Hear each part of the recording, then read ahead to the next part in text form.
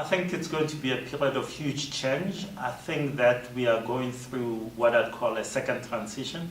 So all the certainties of the past 27 years are going to be challenged, and I will see new movements, new political formations. I think it will be a decade of turbulence, some turbulence, as change happens, but it's change for the positive. It's change that will lead to a more diverse South Africa, politically speaking. It will lead to a South Africa that I think will have more certainty about its next 30 years than we've had for a long time. I think it's certainly tempting to just look at what's currently unfolding here in South Africa, which of course is very important. We have seen it play out in the last 24 hours, just in our currency market and in the bond market too. But I think from other political events that are currently taking place in the US, we do have President Trump's administration, and of course still uncertainties of what the scale and the size or the nature of his stimulus package will look like and what this will mean for South Africa. Of course, in terms of trade, we have to look at what this means for us and our China relationship. Of course, being a commodity exporter, any slowdown in the Chinese economy also has an impact here. So there are a lot of other factors outside of South Africa that are definitely going to impact us. And of course, not forgetting what's currently happening with the EU, a lot of elections that are taking place this year, and that could possibly also give an indication of where the populist tide is going.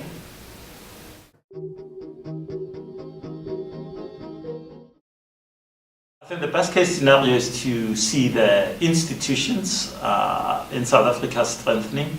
I think that it's key for all of us to have a framework within which we can work, and not one defined by political patronage, by corruption and so forth.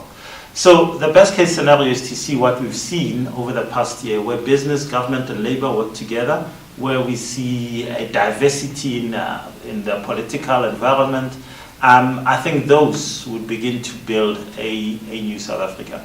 The worst case scenario would be for us to see a walking apart, where the races walk apart, where the key elements of our society, business, labor and government, start pointing fingers at each other, where institutions collapse. I think that would be the other way. But we've started well, particularly in 2016. We need to build on that and not let it fail.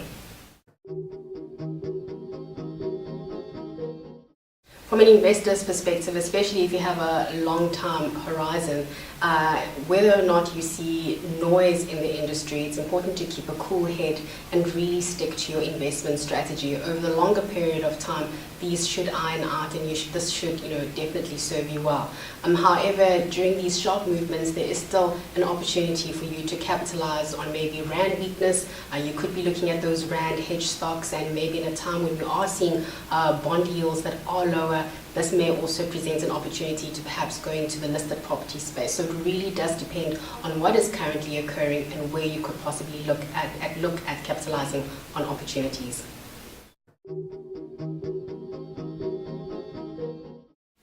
I think we should be most concerned, one, about a civil society, about ourselves, walking away from each other.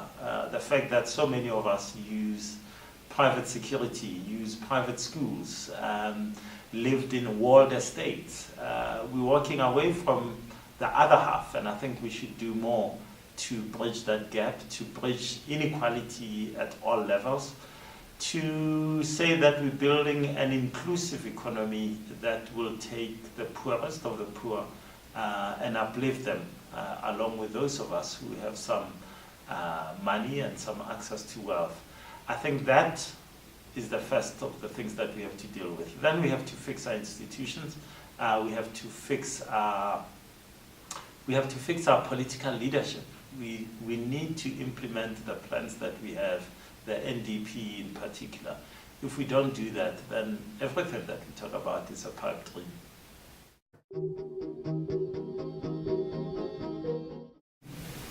I think any investor's worst nightmare is uncertainty and unpredictability. So you want to be able to know what you're investing into and the type of environment. So definitely looking at the policies that are currently in play, and also looking at the regulatory environment here in South Africa will be something that investors will be monitoring too. Also, the strength of our institutions, which has certainly served us well with the credit rating agencies. Yes, of course, they do look at the growth trajectory, but the strength of our institutions has been something that they do look at. So look for those movements, because for an investor, having certainty and predictability is key.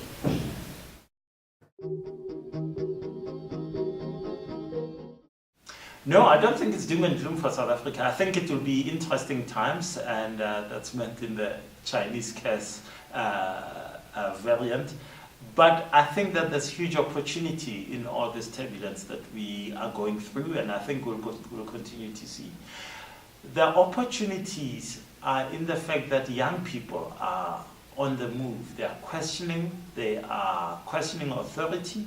They don't accept the injustices, the many, many wrongs that many of us have lived with. I think the rise of civil society, organizations like the Black Sash, Section 27, all those NGOs which are standing up for the poor, the disempowered, I think that's powerful.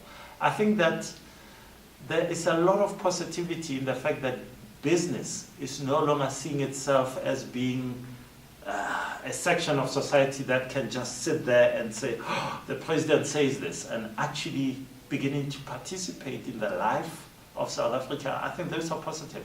So I like the fact that we're no longer looking at one place and saying, oh, Nelson Mandela will save us, or the ANC will save us, and so forth. That power is all over, and that people are taking that power and saying, let's do something about it. I think that's positive. I think that a diverse society like that will lead to economic growth, to a proper fight against inequality. It will lead to a country where we'll become prosperous. So it's not doom and gloom.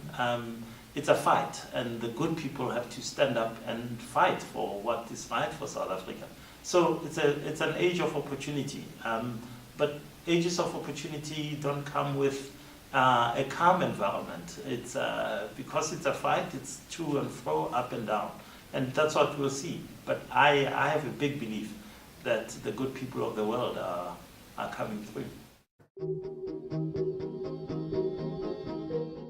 South Africa certainly does have what it takes to meet those growth targets.